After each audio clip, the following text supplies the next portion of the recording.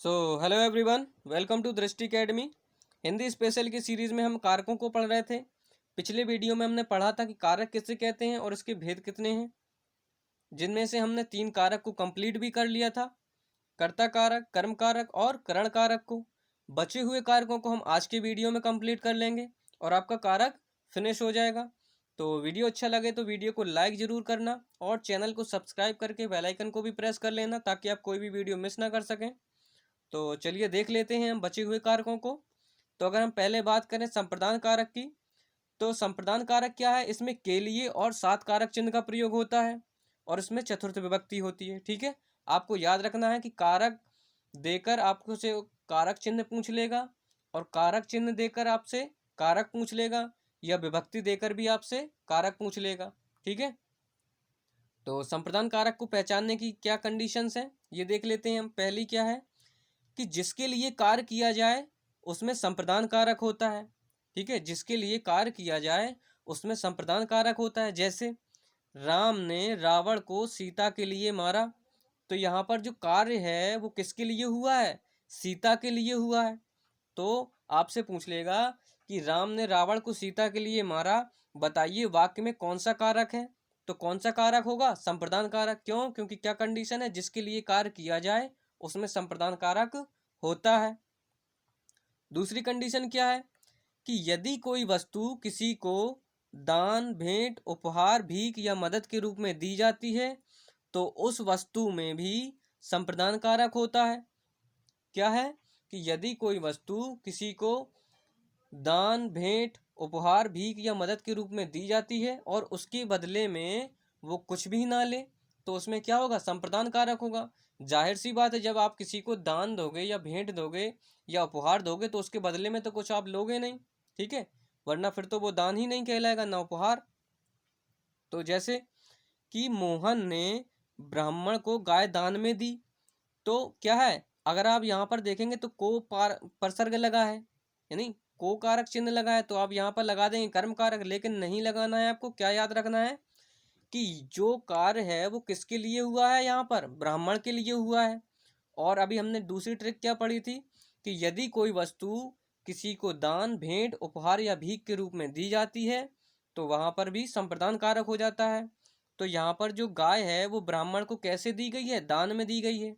ठीक है, तो ये हो गई आपकी दूसरी कंडीशन। अब हम इसकी तीसरी कंडीशन को देख लेते हैं, क्या है। जो वस्तु आपको पसंद हो या अच्छी लगती हो वहां पर भी क्या होगा, संप्रदान कारक होगा। जैसे मुझे आम बहुत पसंद है, आपसे पूछ लेगा कि बताइए वाक्य में कौन सा कारक है, तो क्या है कि इसमें संप्रदान कारक होगा। क्यों? क्योंकि कंडीशन है जो आपको चीज पसंद हो, रुचिकर हो या अच्छी लगती हो तो क्या है उसमें संप्रदान कारक होगा। जैसे मैं बोल दूं कि मुझे लड्डू खाना बहुत पसंद है या मुझे लड्डू बहुत पसंद है, तो क्या है उसमें संप्रदान कारक होगा। क्यों? क्योंकि जो वस्तु आपको पसंद हो, रुचिकर हो या अच्छी लगती हो वहां पर भी संप्रदान कारक होता है। ठीक है, और अब हम इसके एग्जाम्पल को देख लेते हैं।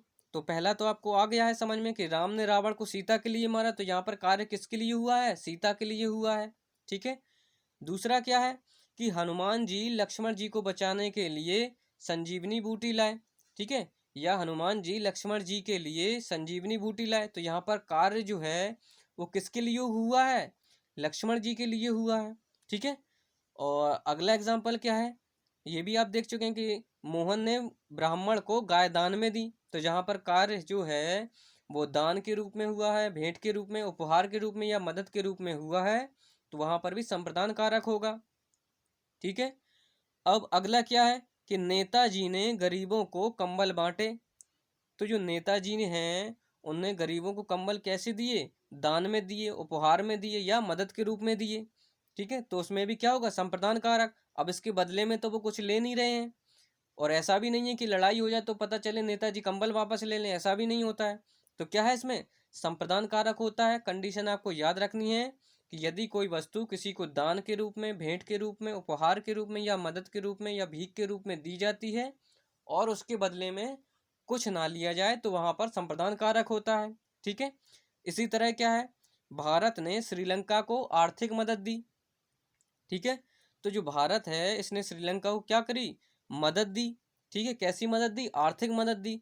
तो अब उसने मदद दी है जितना भी आर्थिक रूप से, तो ऐसा नहीं है कि वो बाद में वापस ले लेगा। ठीक है, तो ये हो गया। अब इसी तरह क्या है, राजा भिक्षुक को दान देता है। तो यहाँ पर भिक्षुक को क्या दे रहा है, राजा दान दे रहा है। तो आपको ये कंडीशन याद रखनी है कि यदि कोई वस्तु किसी को दान के रूप में, भीख के रूप में, भिक्षा के रूप में दी जाती है, दक्षिणा के रूप में, तो वहां पर भी संप्रदान कारक होता है। तो ये हो गया आपका संप्रदान कारक। ठीक है, अब हम देख लेते हैं अपादान कारक को। अपादान कारक में क्या है, इसमें से अलग होना कारक चिन्ह का प्रयोग होता है और इसमें पंचमी विभक्ति होती है। याद रखना है, आपसे पूछ लेगा कि अपादान कारक में कौन से कारक चिन्ह का प्रयोग होता है, ऑप्शन दे देगा आपको अलग अलग। तो आपको याद रखना है से अलग होने के सेंस में, यानी कि पृथक होने के सेंस में। और इसमें कौन सी विभक्ति होती है, पंचमी विभक्ति होती है, ये भी याद रखना है। ठीक है, अब इसकी हम कंडीशन को देख लेते हैं कि हम अपादान कारक को पहचानेंगे कैसे। तो पहली कंडीशन क्या है कि जहां से किसी वस्तु का अलग होना पाया जाए। ठीक है, क्या है कि जहां से किसी वस्तु का अलग होना पाया जाए। तो ये हो गई आपकी पहली कंडीशन। जैसे हम कहें कि जो वृक्ष हैं, वृक्षों से पत्ते झड़ते हैं, तो क्या है, जो पत्ते हैं वो वृक्ष से पूर्ण रूप से अलग हो गए।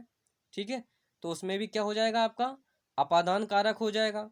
इसी तरह अगली कंडीशन क्या है कि किसी प्राणी, वस्तु, व्यक्ति, वस्तु, पदार्थ का उत्पत्ति स्थान, आधार से पूर्णतः अलग होना पाया जाए।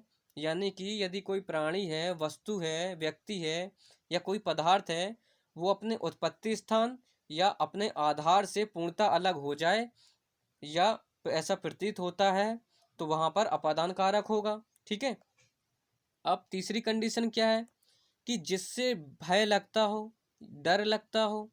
तो जाहिर सी बात है कि अगर आपको किसी से डर लगता है या भय लगता है तो आप उससे अलग होंगे, तो वहां पर भी क्या होगा, अपादान कारक होगा। जैसे मैं बोलूं कि मुझे शेर से डर लगता है या वह शेर से डरता है। अब शेर से डर लगता है या भय लगता है, तो ऐसा तो है नहीं कि वो शेर के पास ही बैठा रहेगा। जाहिर सी बात, अगर भय लगता है तो वो उससे अलग होगा। ठीक है, तो तीसरी कंडीशन होगी जिससे डर या भय लगता हो। ठीक है, चौथी कंडीशन क्या है, जिससे प्रेम या ईर्ष्या की जाए या जिससे शर्माया जाए या लज्जा आती हो। ठीक है, जिससे शर्म या लज्जा आती हो, यहाँ पर शर्मा लग गया है, आपको याद रखना है, जिससे शर्म या लज्जा आती हो। तो जिससे शर्म आती होगी उससे भी आप दूर हट जाओगे।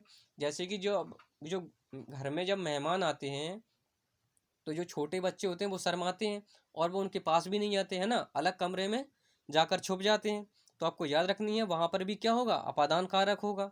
ठीक है, अब पांचवी कंडीशन क्या है इसकी, जिससे नियम पूर्वक विद्या ग्रहण की जाती है या संस्कार लिए जाते हैं, तो वहां पर भी क्या होगा, अपादान कारक होगा। ठीक है, ये कंडीशन भी आपको याद रखनी है। और छठवीं कंडीशन क्या है, जिससे तुलना की जाए। जिससे तुलना की जाए उसमें भी क्या होता है, अपादान कारक होगा। ठीक है, जैसे कि मैं बोलूं कि जो सीता है वो गीता से अधिक बुद्धिमान है।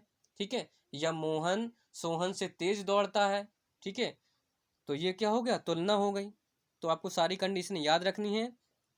जहां से किसी वस्तु का अलग होना पाया जाए, जहां से किसी प्राणी, वस्तु, पदार्थ, व्यक्ति का अपने उत्पत्ति स्थान, आधार से पूर्णतः अलग होना पाया जाए, या जिससे डर या भय लगता हो, जिससे प्रेम या ईर्ष्या की जाए, या जिससे शर्माती हो या लज्जा आती हो।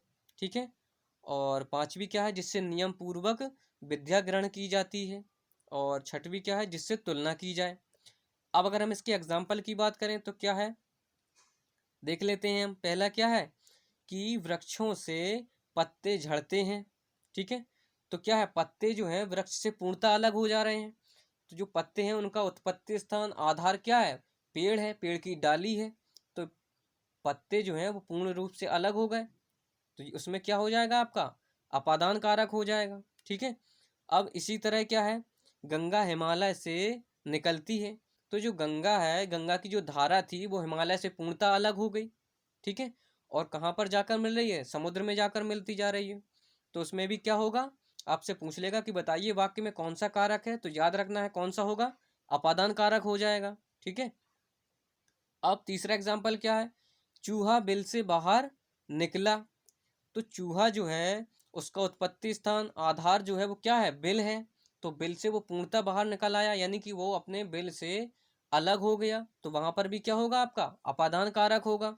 याद रखना है आपको, ठीक है। इसी प्रकार क्या है, तुम शेर से डरते हो। अब जाहिर सी बात है, अगर तुम शेर से डरते हो तो तुम उससे अलग हो गए। तो हमारी कंडीशन क्या थी, जिससे डर लगता हो या जिससे भय लगता हो, तो वहां पर भी क्या होगा, अपादान कारक होगा। इसी तरह क्या है, पांचवा एग्जाम्पल क्या है, मोहन छत से कूद गया या छत से गिर गया, तो वहां पर भी क्या होगा, अपादान कारक होगा। क्यों, क्योंकि जो मोहन का आधार था वो क्या था, छत थी। तो छत से जब वो गिरा तो ऐसा नहीं है कि आधा छत पे लटका रहा और आधा नीचे गिर गया, छत से अलग हुआ, गिरा तो छत से वो पूर्णतः अलग हो गया। तो वहां पर भी क्या हो जाएगा, आपका अपादान कारक हो जाएगा, ठीक है। छठवां एग्जाम्पल क्या है कि सीता गीता से अधिक बुद्धिमान है। तो यहाँ पर क्या है, तुलना की जा रही है दोनों में। तो जहां पर तुलना की जाए वहां पर भी अपादान कारक होता है। आपको कंडीशन याद रखनी है, अगर आपको कंडीशन लर्न है तो आप कोई भी कारक चुटकियों में कर देंगे, ठीक है। और सातवां एग्जाम्पल क्या है कि राम है वो सीता से सुंदर है, इसमें भी तुलना की जा रही है, ठीक है। तो ये हो गया आपका अपादान कारक का। और अगला क्या है कि अर्जुन है वो कर्ण से ईर्ष्या करता है। तो जहां पर आपको क्या कंडीशन थी, जिससे प्रेम किया जाए या जिससे ईर्ष्या हो, जिससे शर्म आती हो या जिससे लज्जा आती हो, तो वहां पर भी क्या है, आपका अपादान कारक होगा, ठीक है। इसी प्रकार क्या है, नौवां एग्जाम्पल हमारा कि बच्चे जो हैं वो अपरिचितों से शर्माते हैं, ठीक है। तो क्या था कंडीशन कि जिससे लज्जा आती हो या जिससे शर्माती हो, तो वहां पर भी क्या होगा, आपका अपादान कारक होगा। तो बच्चे जो हैं वो अपरिचितों से शर्माते हैं, तो यहाँ पर क्या, उनको शर्म आ रही है, तो वहां पर भी क्या होगा, शर्म आ रही है, तो उनसे जाहिर सी बात है उनसे अलग होंगे।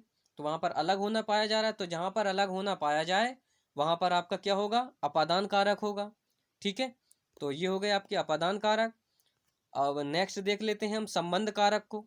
संबंध कारक क्या है, इसमें का, की, के कारक चिन्ह का प्रयोग होता है, और इसमें कौन सी विभक्ति यूज होती है, षष्ठी विभक्ति, ठीक है। और इसकी कंडीशन क्या है, इसकी केवल और केवल एक कंडीशन है, क्या है कि जब किसी एक संज्ञा या सर्वनाम का किसी दूसरी संज्ञा या सर्वनाम के साथ संबंध को बताया जाए, तो वहां पर क्या होगा, संबंध कारक होता है, ठीक है। क्या कंडीशन है कि जब किसी व्यक्ति या वस्तु का यानी संज्ञा या सर्वनाम का किसी दूसरी संज्ञा या सर्वनाम के साथ संबंध को बताया जाए, तो वहां पर संबंध कारक होता है, ठीक है। जैसे एग्जाम्पल क्या है, राजा दशरथ राम के पिता थे। तो यहाँ पर क्या है, संबंध को बताया जा रहा है, क्या कि जो राजा दशरथ हैं वो राम के कौन है, पिता है। तो यहाँ पर क्या है, संबंध को बताया जा रहा है, ठीक है। इसी प्रकार नेक्स्ट क्या है कि यह मेरी पुस्तक है। तो क्या है, यहाँ पर भी संबंध बताया जा रहा है कि पुस्तक जो है वो किसकी है, मेरी है। तो उसका जो यानी कि जो पुस्तक है उसका संबंध किसके साथ है, मेरे साथ है, ठीक है। और इसी तरह क्या है, लक्ष्मण राम के भाई थे, यहाँ पर भी आपको संबंध बताया जा रहा है। यशोदा कृष्ण की माता है, यहाँ पर भी संबंध को बताया जा रहा है। वह मोहन के दादाजी हैं, यहाँ पर भी आपको संबंध बताया जा रहा है, क्या कि जो वो हैं दादाजी वो किसके हैं, मोहन के हैं। तो यानी कि वो मोहन का संबंध उन दादाजी से है, ठीक है। तो ये हो गया आपका संबंध कारक, ठीक है। आपको ट्रिक याद रखनी है बस। और अगला क्या है, अधिकरण कारक। अधिकरण कारक क्या है कि जिस आधार या स्थान पर कार्य संपन्न हो, यानी कि जिस आधार या स्थान पर कार्य संपन्न हो उसमें आपका अधिकरण कारक होगा। और इसमें में, पे, पर कारक चिन्ह का प्रयोग होता है, ठीक है। अधिकरण में, पे और पर कारक चिन्ह का प्रयोग होता है। और इसमें कौन सी विभक्ति यूज होती है, सप्तमी विभक्ति, ठीक है। ये आपको याद रखना है। अब कैसा एग्जाम्पल देख लेते हैं हम इनके। क्या है कि मैं पलंग पर सोता हूँ। तो जो मेरा जो सोने का कार्य है उसका आधार क्या है, पलंग है। यानी कि कार्य जो हमारा सोने का जो कार्य है वो कहाँ पर संपन्न हो रहा है, पलंग पर हो रहा है, ठीक है। चिड़िया पेड़ पर बैठी है, और यहाँ पर आप परसर्ग चिन्ह भी देखकर बता सकते हैं, ठीक है। चिड़िया पेड़ पर बैठी है तो कौन सा परसर्ग यूज हो रहा है यहाँ पर। और चिड़िया का जो आधार है जहाँ पर वो कार्य संपन्न हो रहा है बैठने का, वो क्या है, पेड़ है। तो क्या हो जाएगा, अधिकरण कारक हो जाएगा। ठीक है, इसी तरह क्या है, वह छत पर बैठा है, तो जो बैठने का कार्य है वो उसका आधार क्या है, कहाँ पर संपन्न हो रहा है, वो आपका छत पर हो रहा है, तो छत क्या है, आधार है। ठीक है, मैं मैदान में खेलता हूँ, तो खेलने का जो कार्य है वो कहाँ पर कंप्लीट हो रहा है, मैदान में। तो क्या कंडीशन है कि जिस आधार या स्थान पर कार्य संपन्न हो वहाँ पर अधिकरण कारक होता है। ठीक है, जैसे मैं कहूँ कि मैं कॉपी पर लिख रहा हूँ, तो हमारा जो लिखने का कार्य है वो कहाँ पर संपन्न हो रहा है, कॉपी पर हो रहा है, तो कॉपी क्या है, आधार है। ठीक है, इसी तरह मैं बोल दूं कि मैं आसमान में पतंग उड़ा रहा हूँ, तो पतंग उड़ाने का जो कार्य है वो कहाँ पर कंप्लीट हो रहा है, कहाँ पर कंप्लीट हो रहा है, आसमान में। तो आसमान क्या है, आधार है हमारा। ठीक है, पतंग का। तो ये हो गया आपका अधिकरण कारक। ठीक है, अब अगर हम संबोधन कारक की बात कर लें तो ये बहुत ही इजी होता है, इसमें आपको कुछ याद ही नहीं रखना है। क्या है कि इसमें विस्मयादि बोधक शब्दों का प्रयोग होता है तथा इसमें प्रथमा विभक्ति होती है। क्यों? क्योंकि जो विभक्ति की संख्या है वो केवल और केवल 7 है। जो कर्ता कारक है और संबोधन कारक दोनों में कौन सी विभक्ति होती है, प्रथमा विभक्ति होती है। ठीक है, ये आपको याद रखना है। और इसमें क्या है कि इसमें जो विस्मयादि बोधक शब्द हैं वो क्या है, ए है। ठीक है, ए हो गया, अरे है, हे है, हेलो, ओ, अजी, इन सभी का प्रयोग होगा। और सबसे इजी क्या है कि इसमें विस्मयादि बोधक जो चिन्ह होता है ये तो आएगा ही आएगा, तो इसको भी देखकर आप पता लगा सकते हैं। ठीक है, अगर हम इसके एग्जाम्पल की बात करें तो क्या है, हे राम तुम कहाँ हो। ठीक है, तो इसमें क्या है, विस्मयादि बोधक शब्द आया है। ए राकेश यहाँ आओ, हे भगवान हम पास हो जाएं, तो सभी में क्या है, विस्मयादि बोधक शब्द हैं। ठीक है, ए लड़के शैतानी मत करो। ठीक है, ऐसे हम कहें कि अजी आप तो सुनते ही नहीं हो। ठीक है, तो ये क्या है, इसमें कौन सा कारक होगा, आपका संबोधन कारक होगा। ठीक है, तो ये हो गए आपके कारक फिनिश। तो नेक्स्ट वीडियो में हम करेंगे तत्पुरुष समास को कंप्लीट, तो आपका समास भी कंप्लीट हो जाएगा और आपका कारक भी। ठीक है, तो वीडियो आपको पसंद आया होगा तो वीडियो को लाइक करना और चैनल को सब्सक्राइब करके बेल आइकन को भी प्रेस कर लेना और अपने दोस्तों को भी शेयर कर देना। ठीक है, so thank you for watching the video, thank you so much.